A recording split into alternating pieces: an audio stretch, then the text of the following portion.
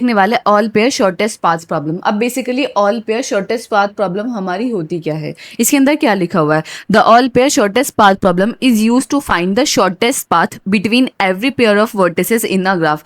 ये क्या प्रॉब्लम है, इसके अंदर जो भी हमारा डायरेक्टेड ग्राफ गिवन होता है उसके अंदर हम हर पेयर ऑफ वर्टिसेस के बीच में क्या फाइंड आउट करते हैं, शॉर्टेस्ट पाथ को फाइंड आउट करते हैं। अभी हमने डिस्कास्ट्रा पढ़ी थी, डिस्कास्ट्रा में हमारे पास क्या होता था, एक सोर्स नोड होता था, हम उस सोर्स नोड से बाकी सारे वर्टिसेस की शॉर्टेस्ट डिस्टेंस को फाइंड आउट करते थे। बट इसमें ऐसा नहीं है, हम इसमें क्या करते हैं, हर पेयर ऑफ वर्टिसेस के बीच में, ग्राफ में जितने भी वर्टिसेस हैं उनके हर पेयर ऑफ वर्टिसेस के बीच में हम क्या फाइंड आउट करते हैं, शॉर्टेस्ट पाथ को फाइंड आउट करते हैं। फॉर एग्जाम्पल कि अगर एक सिटी है, सिटी के अंदर बहुत सारे रोड क्या होते हैं, आपस में कनेक्टेड होते हैं, तो मुझे अगर ए से बी जाना है या सी से ए जाना है तो मुझे ए से बी की भी शॉर्टेस्ट पाथ चाहिए, मुझे सी से ए जाना है तो मुझे सी से ए के भी शॉर्टेस्ट डिस्टेंस चाहिए। क्लियर है। अब मैं आपकी एक एग्जांपल के थ्रू समझाती हूँ। फॉर एग्जांपल मेरे पास ये ग्राफ है जिसके अंदर 4 वर्टिसेस हैं। क्लियर है। कुछ ये वेट गिवन है एजेस पे, तो मुझे क्या फाइंड आउट करना है, ऑल पे शॉर्टेस्ट पाथ प्रॉब्लम क्या कहती है कि अगर आप वर्टिसेस 1 को ले रहे हो तो वर्टेक्स 1 से 2 की, 1 से 3 की, 1 से 4 की, मुझे शॉर्टेस्ट डिस्टेंस चाहिए। अगर आप 2 वर्टिसेस से 2 से 1 की, 2 से 3 की, 2 से 4 की, 3 से 1 की, 3 से 2 की, 3 से 4 की, 4 से 1, 4 से 2, 4 से 3, यानी हर पेयर ऑफ वर्टिसेस के मुझे क्या चाहिए, शॉर्टेस्ट डिस्टेंस चाहिए। क्लियर है। ये होती है हमारी all pair shortest path problem. Clear है। आई होप आपको समझ आ गया होगा कि all pair shortest path problem हमारी होती क्या है।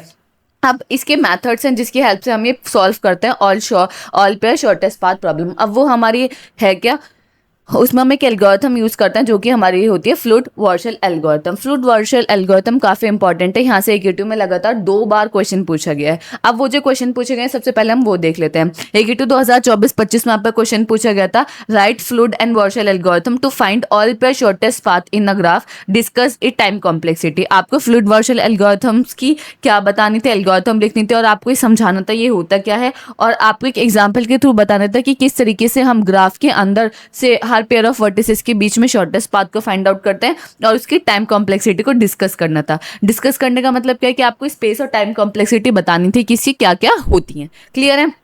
और AQ2 2023-24 में जो आपका क्वेश्चन पूछा गया था वो क्या था, आपको एक ग्राफ गिवन था, डायरेक्टेड ग्राफ, आपसे बोला था कि आप इस पे फ्लूड वार्शल एल्गोरिथम अप्लाई करो और हर पेयर ऑफ वर्टिसेस के बीच में जितने भी वर्टिसेस है उनके बीच में मुझे शॉर्टेस्ट पाथ को फाइंड आउट करके दिखाओ। क्लियर है। ये मेरा ग्राफ गिवन था।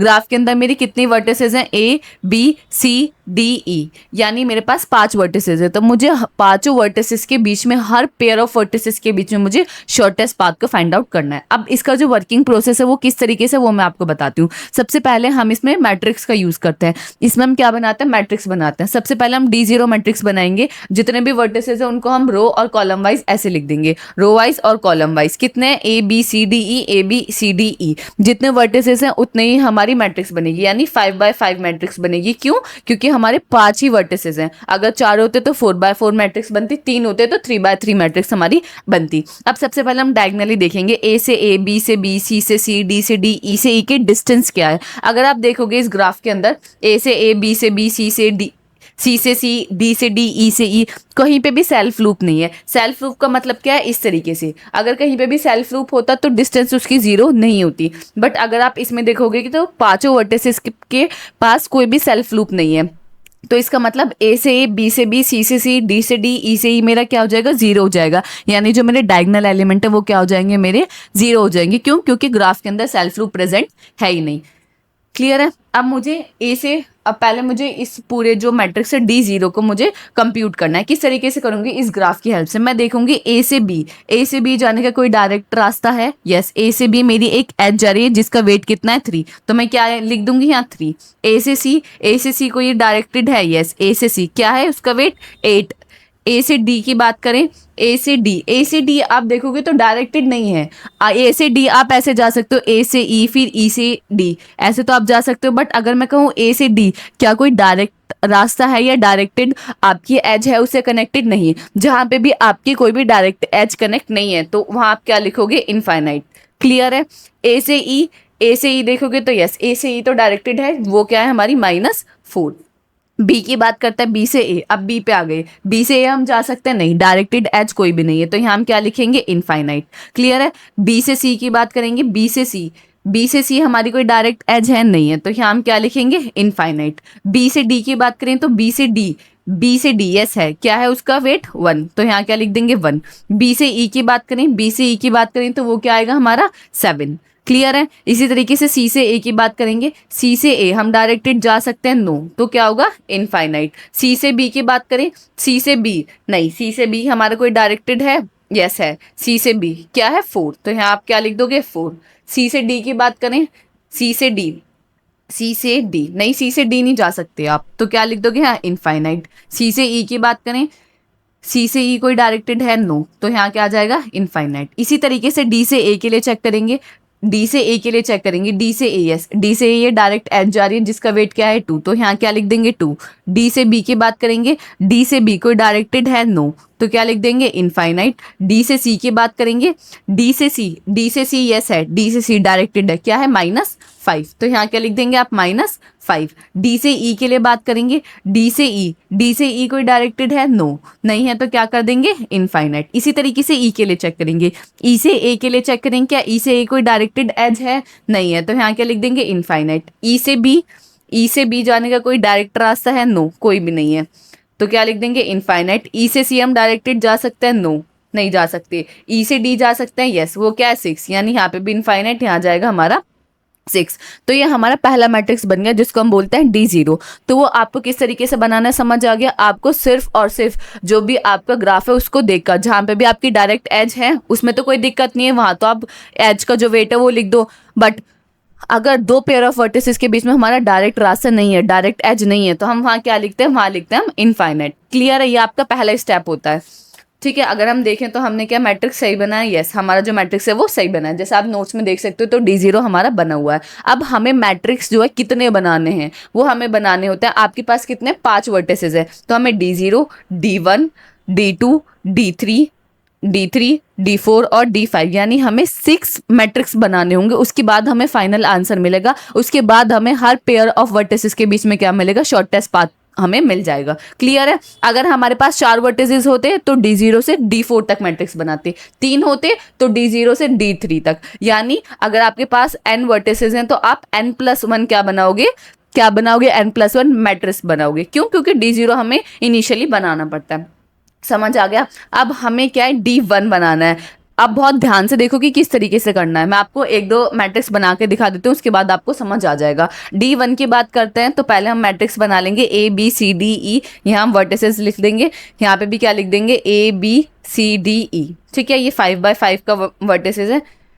अब जब हम D1 को कंप्यूट कर रहे हैं तो D0 हमारा एज अ इनपुट मैट्रिक्स काम कर रहा है। अब हमें ग्राफ को देखने की जरूरत नहीं है, अब हमें किसको देखना है, अब हमें D0 मैट्रिक्स को देखना है। अब D1 को कंप्यूट करने के लिए आपका first row first column, D1 compute कर रहे हो तो फर्स्ट रो फर्स्ट कॉलम आपका सेम रहेगा D0 की तरह, क्योंकि इनपुट आपका मैट्रिक्स कौन सा, D0। क्लियर है, यानी फर्स्ट रो क्या है 0, इनफाइनाइट टू इन्फिनिटी, और फर्स्ट कॉलम हो गया फर्स्ट रो 3, 8, इनफाइनाइट, -4। क्लियर है। First row first column D1 की सेम रहेगी। D2 की बात करेंगे तो second row second column, D3 की बात करेंगे तो third row third column, D4 की बात करेंगे तो fourth row fourth column. Clear है, वो सेम रहेंगी जो भी हमारा इनपुट मैट्रिक्स रहेगा। और डायगोनल की बात करें तो डायगोनल तो आपकी 0 0 रहेंगे, B से B 0, C से C 0, D से D 0, E से E 0। बस अब हमें इन वैल्यूज को कंप्यूट करना है। अब इन वैल्यूज को हमें किस तरीके से कंप्यूट करना है वो बहुत ज़्यादा इंपॉर्टेंट है। उसका हमारे पास फॉर्मूला होता है, हमें मिनिमम देखना होता है। मिनिमम किसका, DIJ, DIK प्लस ये ना DIK प्लस DKJ, ये होता है आपका फॉर्मूला। इसमें आपको जो भी मिनिमम होता है वो आप यहाँ लिखते हो। अब किस तरीके से DIJ की हम क्या बात कर रहे हैं, यानी हम B से C की बात कर रहे हैं। DI मतलब रो इंटू कॉलम, तो B इंटू C की बात कर रहे हैं हम। B और C के बीच में अब हम देखेंगे D1 की बात कर रहे हैं, इसका मतलब B और C के बीच में जो डिस्टेंस है हम A के थ्रू जा सकते हैं। इसका मतलब अगर हम B से C कंप्यूट करें तो किस तरीके से करेंगे, पहले हम B से A जाएंगे, फिर हम किससे जाएंगे, A से C जाएंगे। क्लियर है। B से C जाने की डिस्टेंस हम इससे देखेंगे, B से C जाने की पहले कितनी थी, इनफाइनाइट थी, और बी से ए जाने की, अब हमें इसे कंप्यूट करना है। तो बी से ए जो आपकी इनपुट मैट्रिक्स है उसके अंदर आप इनकी वैल्यूज देखोगे, तो बी से ए जाने की कितने हैं, इनफाइनाइट, प्लस ए से सी जाने की कितनी है, 8। तो इनफाइनाइट प्लस 8 इनफाइनाइट, इन दोनों में से अगर मिनिमम की बात करें लेफ्ट और राइट में, दो कौन सा मिनिमम है, दोनों इक्वल ही है, तो हम यहाँ क्या लिखेंगे, इनफाइनाइट लिखेंगे। क्लियर है। अगर मैं बी से डी की बात करूंगी, अगर मैं किसको फाइंड आउट कर रही हूँ, बी से डी, तो बी से डी मुझे किसके थ्रू जाना है, ए के थ्रू। हम एक बार में एक वर्टेक्स को सेलेक्ट करेंगे। सबसे पहले हमारा वर्टेक्स कौन सा, ए, तो हमने ए को सेलेक्ट करा। अब मैं बी से डी के डिस्टेंस निकालूंगी, तो मैं पहले बी से ए जाऊंगी, फिर ए से डी जाऊंगी। ठीक है। और ये जो वैल्यूज हम कहाँ से निकालेंगे, जो हमारा इनपुट मैट्रिक्स है बी से डी, जो हमारा इनपुट मैट्रिक्स है उसमें आप देखो बी से डी जाने की डिस्टेंस कितनी है, बी से डी जाने की डिस्टेंस कितनी है, 1। कितनी है आपकी, 1। ठीक है। और बी से ए जाने की, बी से ए जाने की इनफाइनाइट, प्लस ए से डी जाने की, ए से डी जाने की इनफाइनाइट। यहाँ 1 है और यहाँ आपका क्या आ गया, इनफाइनाइट। इन दोनों में से मिनिमम कौन सा है, 1। तो आप यहाँ क्या लिखोगे, 1 लिखोगे। क्लियर है। अब मैं आपको ये पूरा मैट्रिक्स बना के दिखाती हूँ कि हम किस तरीके से वैल्यूज को कंप्यूट करेंगे, जिससे आपको बिल्कुल भी कंफ्यूजन ना हो। क्लियर है।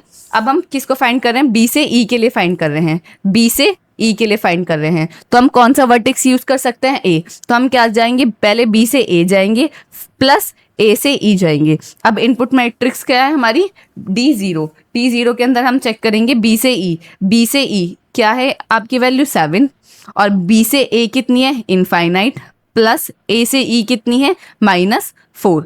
तो यहाँ आपका कंप्यूट करेंगे, यहाँ 7 आ जाएगा और यहाँ आपका लेफ्ट साइड राइट साइड में क्या आ जाएगा, इनफाइनाइट आ जाएगा। इन दोनों में से मिनिमम कौन सा है आपका, 7। तो बी से ई की जो आपकी डिस्टेंस रहेगी वो क्या रहेगी, 7 रहेगी। क्लियर है। तो आप यहाँ क्या लिख दोगे, 7 लिख दोगे। अब नेक्स्ट क्या, आपको सी से बी को कंप्यूट करना है, सी से बी। अब हमें किसको कंप्यूट करना है, सी से बी। D1 में कर रहे हैं तो हम ए वर्टेक्स का यूज कर सकते हैं। तो हम सी से पहले ए जाएंगे, फिर कहाँ जाएंगे, ए से बी जाएंगे। तो आप सी से ए की देखोगे, सी से ए के डिस्टेंस कितनी, सी से बी के डिस्टेंस कितनी है, 4। फिर ये इनको कंप्यूट करेंगे, सी से ए, सी से ए क्या है, इनफाइनाइट, प्लस ए से बी कितना है आपका, ए से बी कितना है, 3। तो यहाँ आ जाएगा आपका 4 और यहाँ आ जाएगा आपका इनफाइनाइट। इन दोनों में से मिनिमम कौन सा है, 4। इसका मतलब सी से बी की जो डिस्टेंस रहेगी D1 में वो कितनी रहेगी, 4। तो यहाँ आप क्या लिख दोगे, 4। क्लियर है। अब हमें सी से डी निकालना है। सी से डी हम किस तरीके से निकालेंगे, सी से डी, सी से डी वाया 1। तो सी से ए प्लस ए से डी।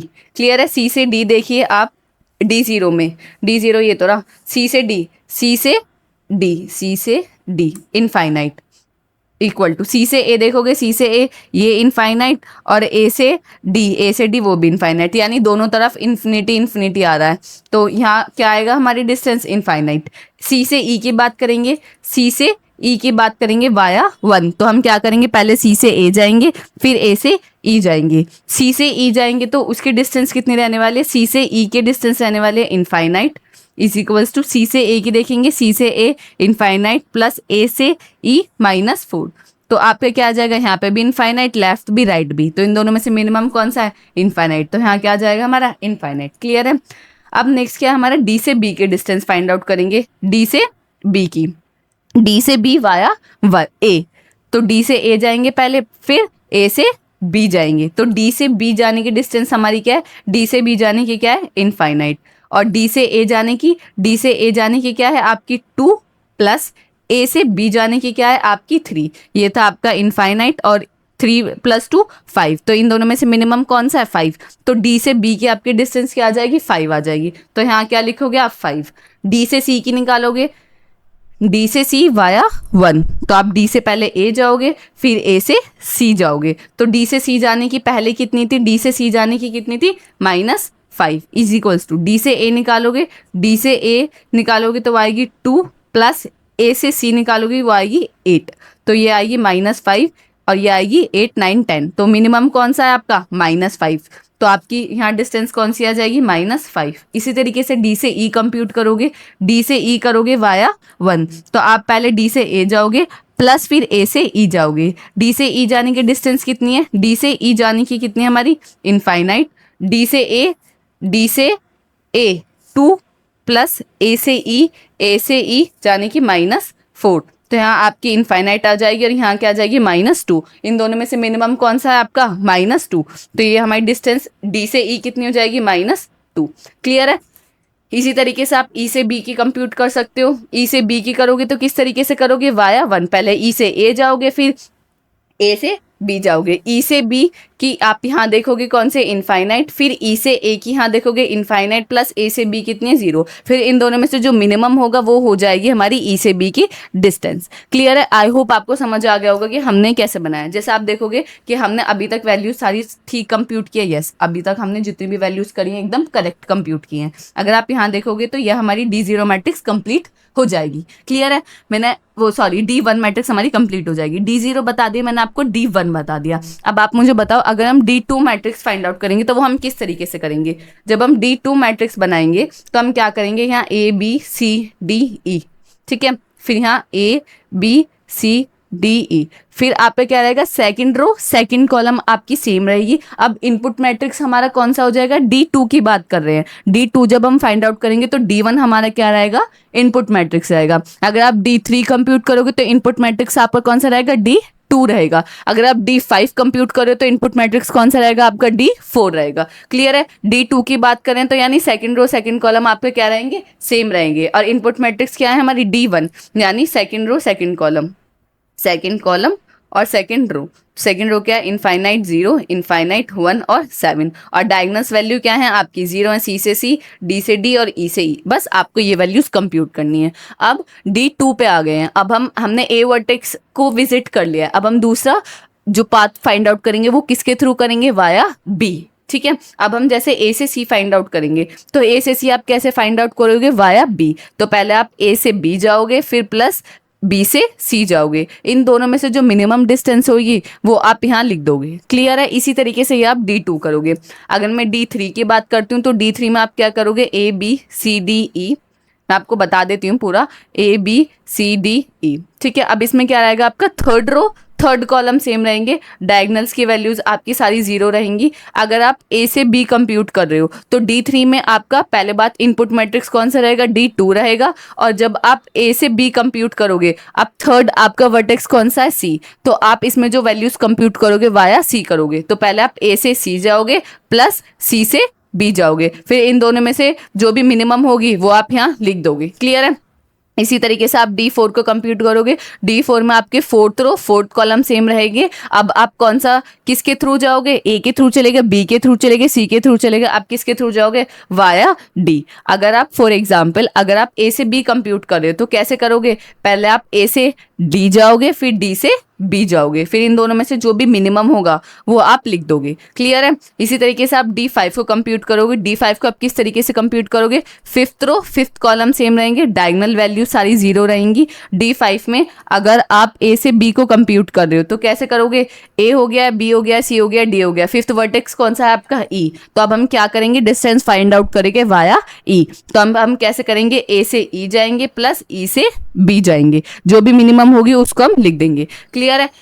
आई होप आपको समझ आ गया होगी। ये तो फ्लूइड वार्शल एल्गोरिथम है। आप ट्राई कीजिएगा कि अगर आपको ऑप्शन में क्वेश्चन आता हो आप वो करें, क्योंकि बहुत ज़्यादा लेंदी क्वेश्चन है। इसमें ये हार्ड नहीं है, क्वेश्चन बहुत इजी होते हैं। जैसे मैंने आपको बताया, बस आपको मैट्रिक्स को देखना है, वैल्यूज़ को चेंज करना है। बट ये बहुत ज़्यादा टाइम कंज्यूमिंग होता है और आपके पास लिमिटेड टाइम रहता है। ऐसा नहीं है एक आपको अनलिमिटेड टाइम देता है। आपको 3 घंटे के अंदर पूरा पेपर को अटेम्प्ट करना होता है। तो अगर ये जो फ्लूइड वार्शल का पेपर क्वेश्चन आता है तो इसमें खुद आपकी 15 to 20 मिनट बहुत इजीली लग जाएंगे। और अगर ये तो 5 का है, वो अगर उसने 6 का दे दिया, अगर छोटा देता है तो आप बहुत इजीली कर सकते हो। बट अगर ये 5x5 मैट्रिक्स बनना है आप करोगे तो वहाँ आपका आधा घंटा इसी एक क्वेश्चन में ही चला जाएगा। क्लियर है। तो आप मैक्सिमम टाइम अवॉइड कीजिएगा कि आपको फ्लूइड वार्शल एल्गोरिथम का जो क्वेश्चन है वो आप नहीं करो। क्लियर है। आई होप आपको समझ आ गया होगा। तो नोट्स में आपको प्रॉपर मिलेगा कि किस तरीके से करना है। जैसे अगर D2 है तो D1 आपका इनपुट मैट्रिक्स रहेगा, second row second column same रहेगा, डायगोनल वैल्यू 0।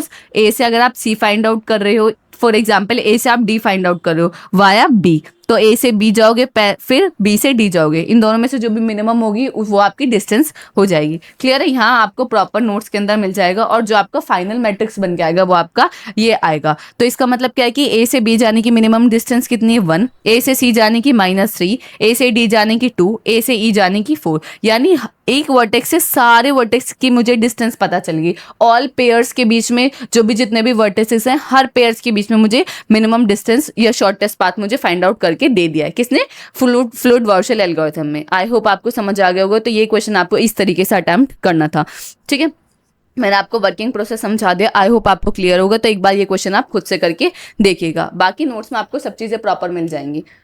ठीक है, अब एल्गोरिथम्स की बात करें तो एल्गोरिथम हमारी क्या कहती है? सबसे पहले स्टेप कहता है n equal to row into W, यानी वेट को रो और कॉलम वाइज अरेंज करो। तो सबसे पहले आप वेट को रो और कॉलम वाइज ही तो अरेंज करते हो। देखो मैं आपको प्रॉपर बता देती हूँ कि एल्गोरिथम क्या कह रही है। एल्गोरिथम का पहले स्टेप कहता है n equal to row into W. इसका मतलब क्या है? वेट को रो वाइज अरेंज कर दो। पहले वेट क्या है? A B C D E, इनको आप इस तरीके से अरेंज कर दो। यही तो आपका पहला स्टेप होता है। यस, अरेंज कर दिया। फिर वो क्या कहता है? D0, यानी वेटेड ग्राफ के अकॉर्डिंग आप D0 को क्रिएट करो। सेकंड स्टेप क्या होता है? D0। W क्या है? जो आपका वेटेड ग्राफ है उसके अकॉर्डिंग आप D0 को क्रिएट करो। फॉर एग्जाम्पल आपने D0 को क्रिएट कर दिया, हमने भी किया तो था। D0 हमारा ये रहा। तो सेकंड स्टेप हमारे क्या कहता है? D0 को क्रिएट करो, तो हमने कर दिया। फिर ये क्या कहता है? थर्ड स्टेप कहता है कि आपका के जो लूप है वो 1 से n तक के लिए चलेगा। ये यानी ये जो हमारा फर्स्ट लूप है ये मैट्रिक्स के लिए चल रहा है। ये बता रहा है कि आपके कितने नंबर ऑफ मैट्रिक्स जनरेट होंगे। 1 से चलेगा n तक, यानी D0, D1, D2, D3, D4 and D5, यानी n क्या है? Number of vertices. ये हमें बता रहा है कि आपका जो पहला लूप है वो किसके लिए चल रहा है? मैट्रिक्स के लिए चल रहा है। बताएगा कि आपका कितने मैट्रिक्स है। ठीक है, कितने मैट्रिक्स बनेंगे। मैट्रिक्स बनाने के लिए जो लूप चला रहे हैं वो ये है। सेकंड लूप क्या चल रहा है? डू फॉर i 1 से n, ये भी 1 से n चल रहा है, ये भी 1 से n चल रहा है। ये जो पहला लूप है ये आपके रो के लिए चल रहा है। सेकंड जो लूप है वो आपके कॉलम के लिए चल रहा है। फिर आप क्या कर रहे हो? i और जो भी पोजीशन की आप डिस्टेंस शॉर्टेस्ट पाथ को फाइंड आउट कर रहे हो, तो आप उसमें क्या ले रहे हो? मिनिमम ले रहे हो। dij, dik प्लस dkj, इन दोनों में जो मिनिमम होगा वो dij बन जाएगा। इस तरीके से आप सारे वर्टिसेस को विजिट करोगे और जो आपका लास्ट में आएगा dm, वो आपका क्या होगा? मैट्रिक्स होगा, जो ऑल पेयर के बीच में आपको क्या बताएगा? मिनिमम डिस्टेंस को फाइंड आउट करके देगा या शॉर्टेस्ट पाथ को फाइंड आउट करके देगा। क्लियर है? आई होप आपको समझ आ गया होगा कि जो एल्गोरिथम है ये किस तरीके से हमारी वर्क कर रही है। ठीक है, टाइम कॉम्प्लेक्सिटी की बात करें तो हमारे इसके अंदर कितने लूप चल रहे हैं? एक लूप तो हमारा n टाइम चल रहा है। किसके लिए? आपके मैट्रिक्स के लिए। एक लूप चल रहा है हमारा रो के लिए, एक चल रहा है कॉलम के लिए। तो टाइम कॉम्प्लेक्सिटी कितनी हो गई? n into n into n, इसका मतलब O of n cube. Clear है? स्पेस कॉम्प्लेक्सिटी की बात करें तो वो होती है O of n square. Clear है? आई होप आपको समझ आ गया होगा।